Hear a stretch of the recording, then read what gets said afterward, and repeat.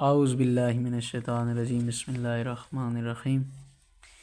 اب جو ہم آگے پڑھنے جا رہے ہیں وہ 5واں باب نمبر ہے جو قانون کے متعلق ہے۔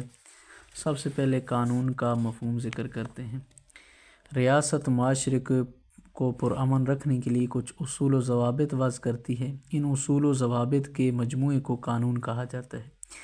دراصل جب انسان نے اپنی منظم اور مربوط معاشرتی زندگی کا آغاز کیا تو فطرت انسانی میں تضاد ہونے کی وجہ سے آپس میں لڑائی جھگڑے بھی سر اٹھانے لگے۔ یہ ایک قدرتی امر تھا، لیکن معاشرے کے افراد ان لڑائی جھگڑوں کے باوجود معاشرتی زندگی کے بغیر رہنے کا تصور بھی نہیں کر سکتے کیونکہ ہر شخص کو اپنے مختلف النوع افعال کو نپٹانے کے لیے دوسرے لوگوں کی مدد کی ضرورت ہوتی ہے۔ ریاست نے معاشرے کے افراد کی اس ضرورت کو سمجھتے ہوئے اس کے باہمی تعلقات کو پرامن رکھنے کے لیے کچھ قاعدے اور ضابطے ترتیب دیے۔ یہ قاعدے اور ضابطے تمام افراد کے لیے قابل قبول تھے، اس لیے وہ قانون کی شکل اختیار کر گئے۔ اب اگر کوئی شخص ان قاعدوں یا ضابطوں کو توڑتا ہے تو وہ سزا کا مستحق ٹھہرتا ہے۔ قانون کے نفاذ سے شہریوں کے باہمی تعلقات میں تعاون اور مدد کے جذبات پیدا ہوتے ہیں۔ قانون انگریزی لفظ لا سے اخذ کیا گیا ہے، جس سے مراد ہموار اور یکساں چیز ہے۔ قانون کا لفظ مختلف مضامین میں مختلف معنوں میں استعمال ہوتا ہے۔ طبی علوم میں سبب اور نتیجے کے باہمی تعلق کے بعد جو اصول بنائے جاتے ہیں انہیں قانون کا نام دیا جاتا ہے۔ مثال کے طور پر نیوٹن نے حرکت کے قوانین ایجاد کیے تو ان کو نیوٹن لاز آف موشن کہا جاتا ہے۔ معاشرتی علوم میں انسان کے باہمی تعلقات، رہن سہن، بود و باش اور حقوق و فرائض کے متعلق ان کے طرز عمل کے نتائج ترتیب دیے جاتے ہیں۔ ان نتائج کو قانون کا نام دیا جاتا ہے۔ قانون معاشرے کے افراد کے طرز عمل کو منظم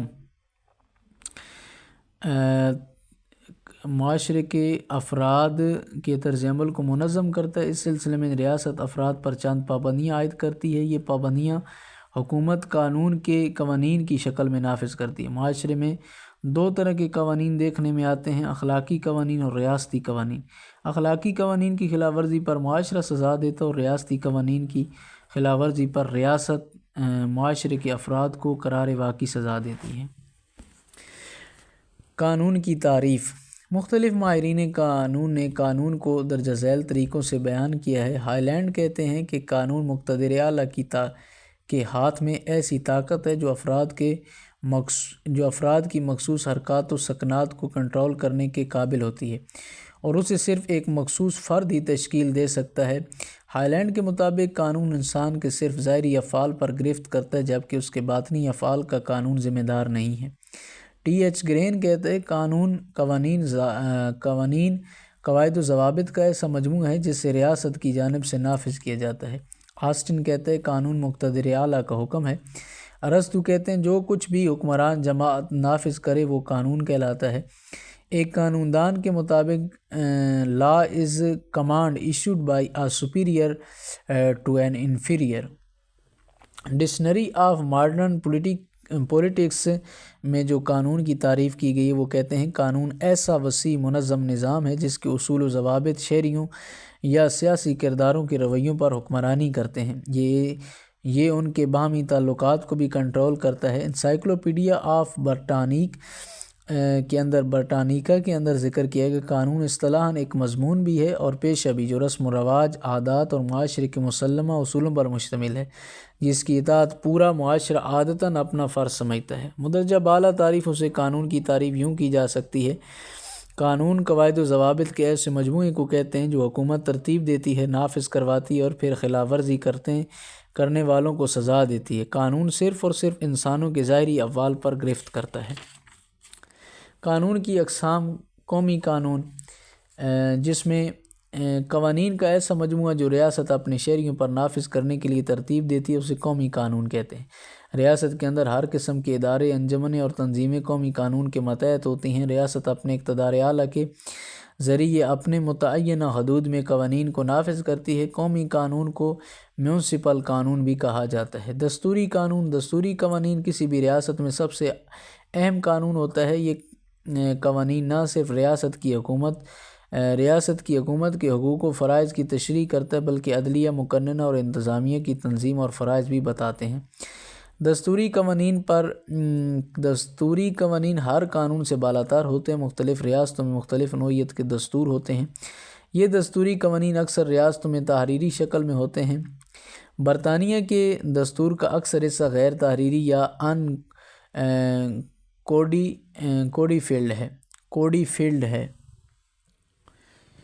کوڈیفائیڈ ہے، کیونکہ برطانیہ کے اکثر دستوری قوانین رسم و رواج پر مبنی ہیں۔ عام قانون: وہ تمام قوانین جو دستوری قانون کا حصہ نہیں ہوتے وہ عام قانون کہلاتے ہیں۔ عام قانون اور دستوری قانون میں واضح فرق پایا جاتا ہے۔ دستوری قانون ریاست کے ڈھانچے کو بیان کرتے ہیں، جبکہ عام قانون ریاست میں بسنے والے شہریوں کے باہمی تعلقات اور ان کے اداروں سے تعلقات کو بیان کرتے ہیں۔ عام قانون کو مزید پبلک قانون اور پرائیویٹ قانون میں تقسیم کیا جاتا ہے۔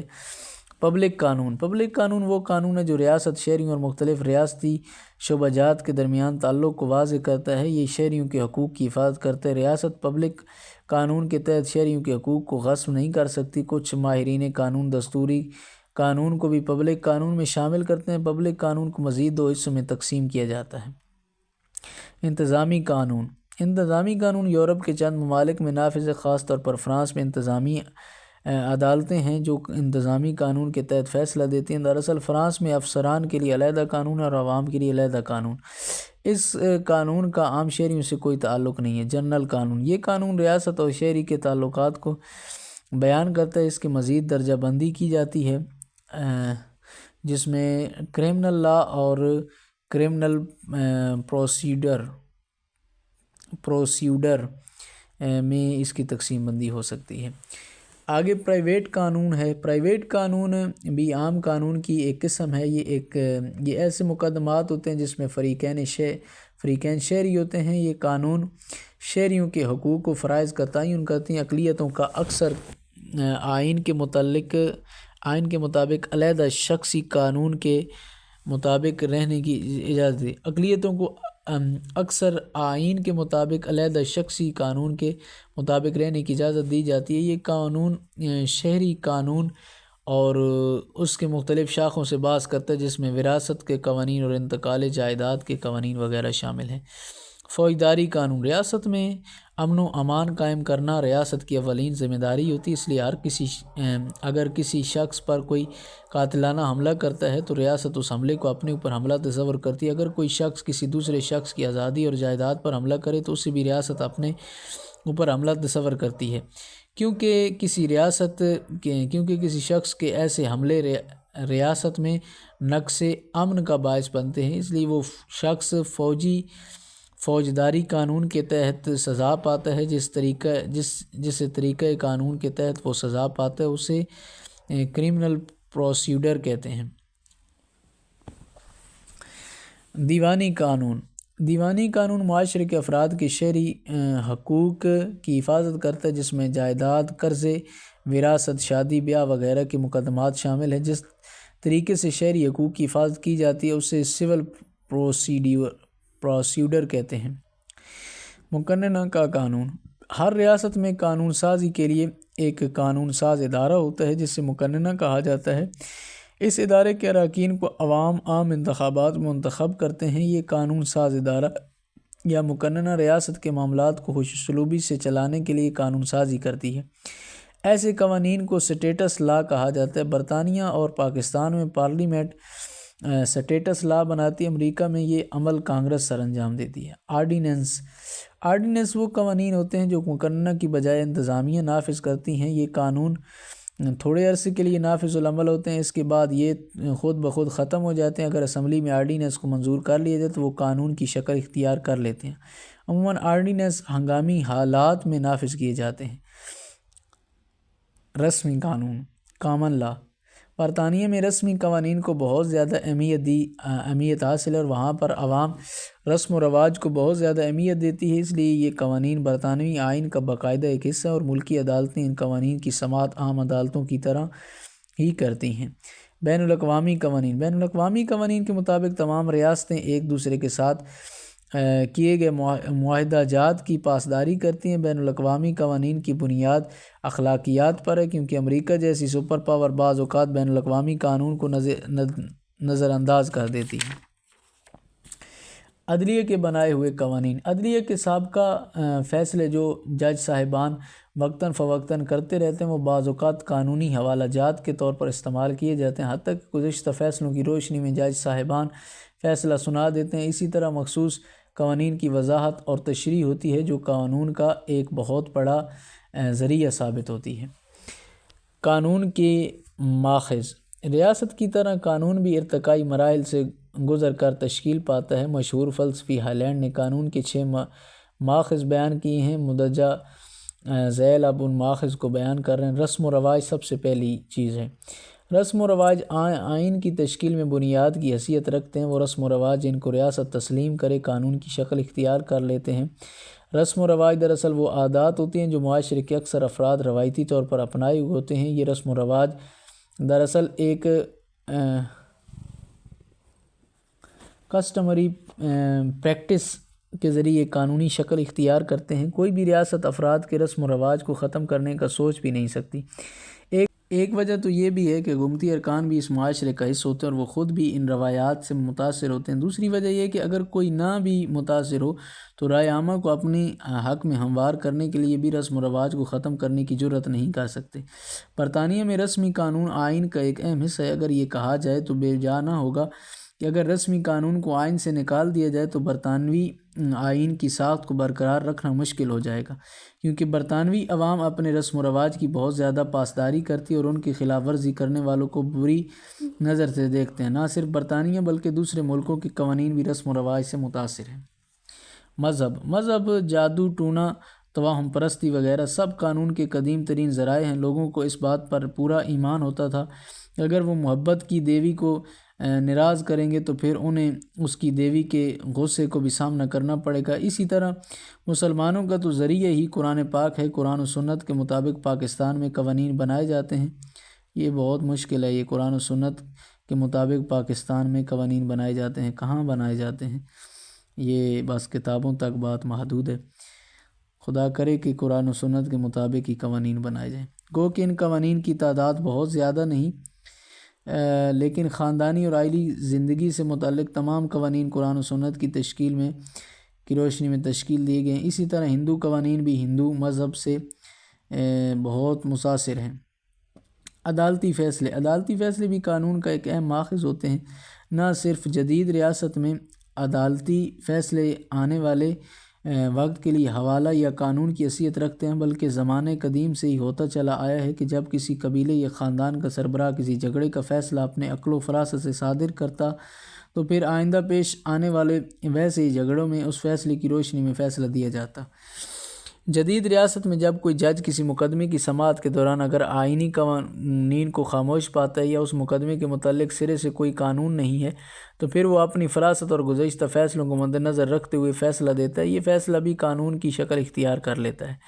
امریکہ میں آج بھی عدلیہ کو بہت زیادہ اختیارات حاصل ہیں۔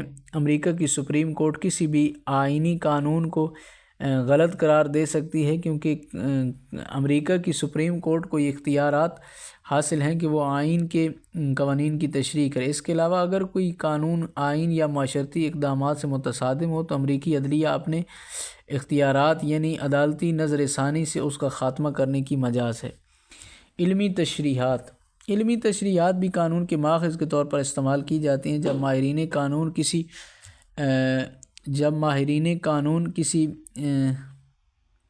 مسئلے پر اپنی آراء کا اظہار اپنی تحریروں میں مدلل انداز سے کریں تو ان کی آراء قانون کا درجہ اختیار کر سکتی ہیں، کیونکہ ریاست کی عدلیہ ان قانون دان حضرات کی آراء کو بہت زیادہ اہمیت دیتی ہے۔ برطانوی عدلیہ کوک، بلیک سٹون اور ہیل کی علمی تشریحات سے بہت زیادہ رہنمائی حاصل کرتی ہے۔ مسلم ریاستوں میں علماء اور فقہا حضرات کی علمی تشریحات بھی قانون کا اہم ماخذ ہوتی ہیں۔ اصول معادلت قانون کا وہ ذریعہ جس میں جج کے پاس یہ اختیار ہوتا ہے کہ وہ کسی ایسے مقدمے کا فیصلہ اپنی فہم و فراست سے کرے جس مقدمے کے متعلق درجہ ذیل صورتحال پیدا ہو جائے۔ ان میں سب سے پہلے جب معاشرتی حالات روایتی یا پرانے قانون سے مطابقت نہ رکھتے ہوں، جب ظاہری معاشرتی حالات ناانصافی کو فروغ دے رہے ہوں، جب کوئی بھی قانون پیش آنے والے مقدمے یا مسئلے کے لیے موجود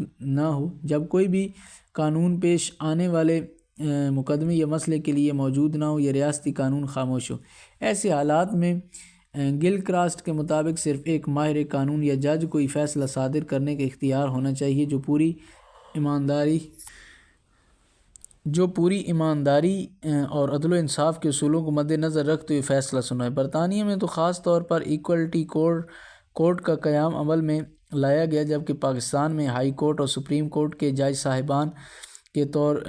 صاحبان جج ایکوالٹی جج کے طور پر خدمات سر انجام دے رہے ہیں۔ اصول معادلت کے متعلق مین کہتا ہے کہ equality is an informal method of making new law اور altering old laws depending on intrinsic fairness of equality of treatment۔ قانون سازی جدید ریاست میں قانون کا سب سے اہم ماخذ قانون ساز اسمبلی ہے، جو کہ عوامی رائے سے وجود میں آتی ہے اور اس کی مخصوص مدت ہوتی ہے۔ اس اسمبلی کا قانون بنانا اور وقت کے ساتھ بدلتے ہوئے تقاضوں کے مطابق قانون میں ترمیم کر کے اسے نئے حالات کے مطابق بنانا ہے۔ برطانیہ اور پاکستان میں پارلیمنٹ قانون سازی کے فرائض سر انجام دیتی ہے، جبکہ امریکہ میں کانگریس قانون سازی کے فرائض انجام دیتی ہے۔ قانون اور اخلاقیات ایک دوسرے کے لیے لازم و ملزوم ہیں، کیونکہ قانون کی اصل روح اس کے نفاذ میں پوشیدہ ہے، جبکہ اخلاقیات واحد ذریعہ ہیں جس سے قانون کو عملی طور پر صحیح معنوں میں نافذ کروایا جا سکتا ہے۔ اس کی وجہ یہ ہے کہ بعض ایسے قوانین ہوتے ہیں جن کو ریاست معاشرے کے افراد پر زبردستی نافذ نہیں کر سکتی، بلکہ ان قوانین کا تعلق انسانی اخلاقیات سے ہوتا ہے۔ مثلا سگریٹ پینا ایک اخلاقی جرم ہے جو کہ نہ صرف ماحول کو آلودہ کرتا ہے بلکہ صحبت میں بیٹھے ہوئے دوسرے افراد کی صحت پر بھی مضر اثرات ڈالتا ہے۔ اب دنیا کا کوئی بھی قانون اس قدر سخت نہیں ہے جو سگریٹ پینے والے کو سخت سے سخت سزا دے سکے۔ اخلاقیات دو قسم کی ہوتی ہیں، ذاتی اخلاقیات اور اجتماعی اخلاقیات۔ ذاتی اخلاقیات کسی مخصوص انسان کے مخصوص اصولوں پر مبنی ہوتی ہیں، لیکن اس وقت ہمارا تعلق ایک پورے معاشرے سے ہے، اس لیے ہمیں اجتماعی اخلاقیات کو زیر بحث لائیں گے۔ اخلاقیات اور قانون میں گہرا رشتہ ہے، اس کی مندرجہ ذیل وجوہات ہیں۔ مشترکہ موضوع بحث اخلاقیات اور قانون کے موضوع کی بحث مشترک ہے، یعنی دونوں کا موضوع انسان ہے۔ بااخلاق قوانین ہمیشہ اخلاقی سطح پر بنائے جاتے ہیں۔ کوئی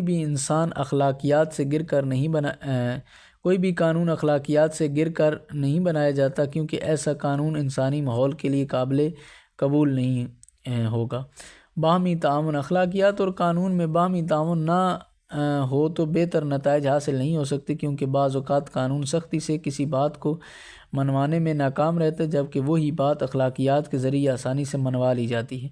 اس لیے قانون سازی کرتے وقت انسانی رسوم و رواج کو ضرور مد نظر رکھنا چاہیے، کیونکہ عوام ایسے قوانین کی پابندی اپنا اخلاقی فرض سمجھتے ہیں جو ان کے رسوم و رواج کے عین مطابق ہو۔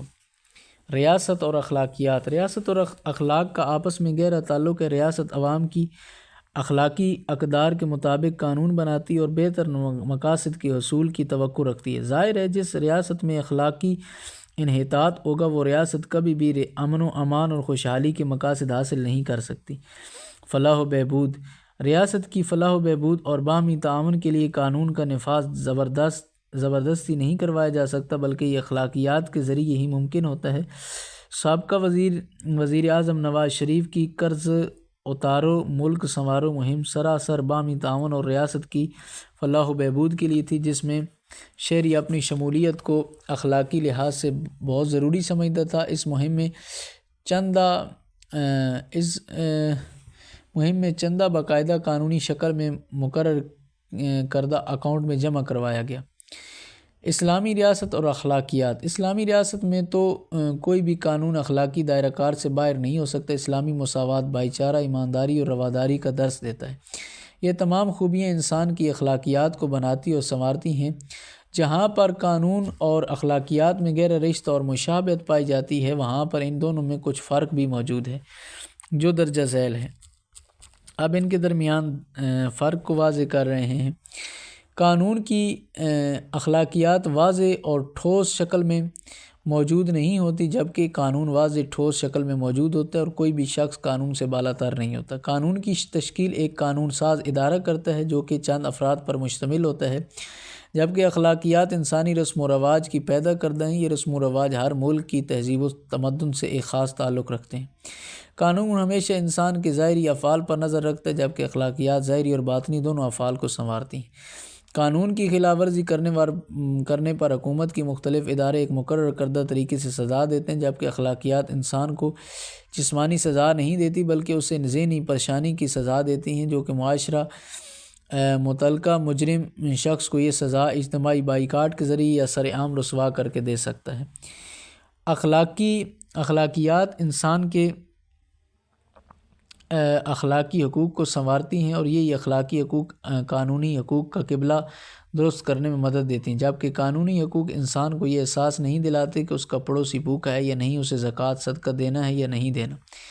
اخلاقی ضابطے قانونی ضابطوں سے مختلف ہوتے ہیں، مثلا چغلی نہ کھانا، گالی نہ دینا، حسد نہ کرنا، یہ تمام باتیں اخلاقیات کے زمرے میں شمار ہوتی ہیں، جبکہ ٹریفک قوانین کی پابندی کرنا قانونی ضابطوں کی نشاندہی کرتا ہے۔ قانون انسان پر پابندیاں عائد کرتا ہے جو کہ ایک منفی پہلو ہے، جبکہ اخلاقیات انسان کو کچھ کرنے پر مجبور کرتی ہے۔ اخلاقیات انسان کو کچھ کرنے پر مجبور کرتی ہیں، مثلا ماں باپ کی عزت کرنا، سچ بولنا، بڑوں کا ادب کرنا اور چھوٹوں سے شفقت وغیرہ سے پیش آنا، یہ ایک مثبت پہلو ہے۔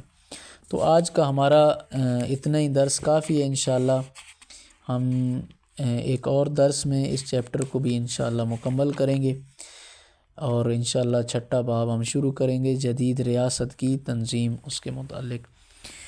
والسلام علیکم ورحمۃ اللہ۔